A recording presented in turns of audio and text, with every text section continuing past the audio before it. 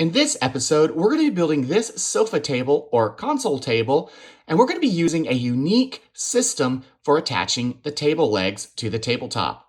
If that's something you're interested in learning more about, stick around. We're about to get started. For this project, I'm going to be using 6/4 sassafras wood. The first step to this build is ripping all of my boards to the right widths, and then cutting everything to the right lengths. I'll put a link to the plans right here in the video if you're interested in building this project. To make my tabletop, I'm going to be joining these two boards together. Now, I'm not going to do anything fancy, I'm just simply going to use some wood glue and some clamps. Here's a tip for you: don't over clamp your boards together. You don't want to squeeze out all that glue. If glue does end up squeezing out, be sure to wipe it off using a wet towel. The width of our table legs are going to be 1.5 inches by 1.5 inches. To make sure you're cutting your legs to the exact same length, I would recommend using a stop block. After you cut all your legs, we're going to create some notches in them to hold the bottom rail support system. This will provide your table additional support and help it from wobbling. To make the notches, I'm using a table saw sled and a stacked dado blade.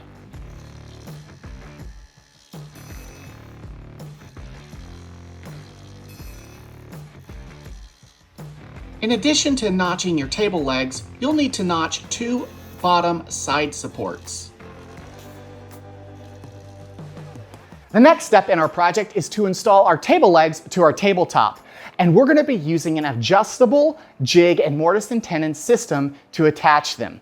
Now, I'm super excited to tell you about this because this is actually something that I have invented and been working on for over 2.5 years. And right here I have the actual kit, and this kit comes with 3 different things. The first thing is your adjustable jig, a self-centering bit, and a pattern bit.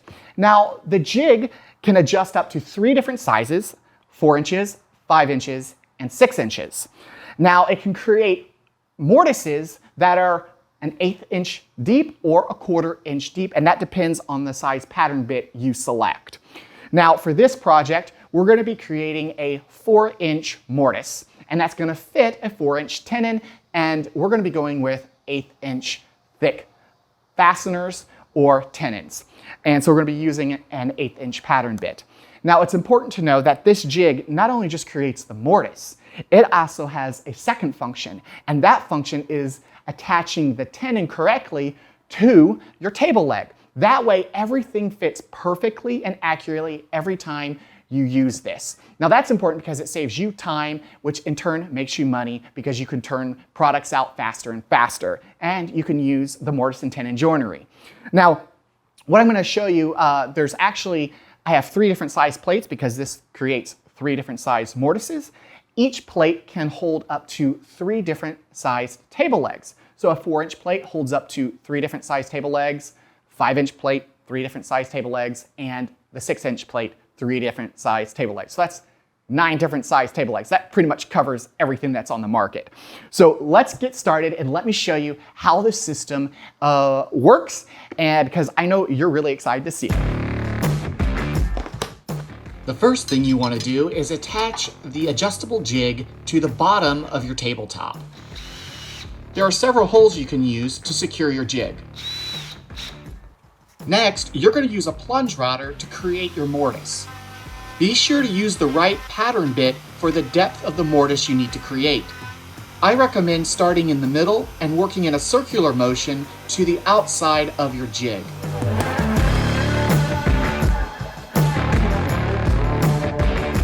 You're going to repeat this process on all the corners of your table. Next, align and index the jig to the top corner of your table leg. This will make sure that everything aligns correctly. Use the jig as a guide and place your tenon on the top of your table leg.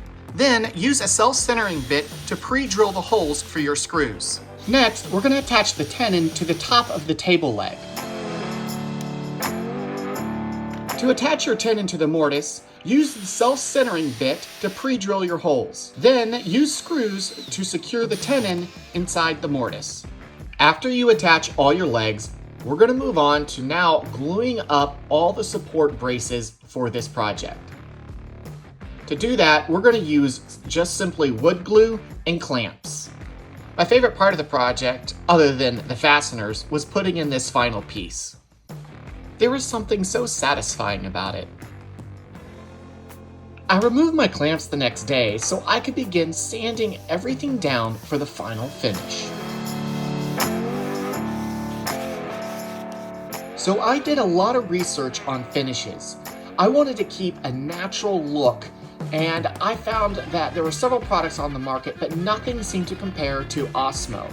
This is a natural finish, and it barely changes the color of the natural wood when you apply it.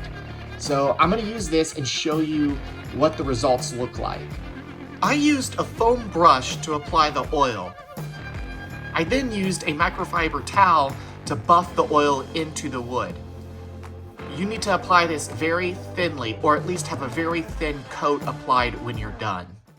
Now that our sofa table is assembled and finished, there are a few things that I want to highlight and show you in a little bit more detail. The first is the table leg. If you've noticed, it is completely flush to the tabletop.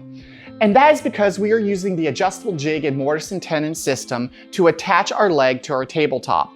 It uses a shallow mortise and tenon to create the joint that you need to achieve this look. The second thing that I want to highlight and show you is that there are no visible fasteners attaching your legs to your tabletop. This is really important because it opens up a whole new world of opportunities and possibilities for you in creating furniture. If you're interested in the adjustable jig and fastener system and you want to learn more information about it, or you want to order one, I'll put a link to that information right here in the video and also in the description below. If you have any comments or questions about this particular build or the jig itself, you know what to do. Post in the comments. I'm here to help you guys out and answer any questions that you may have.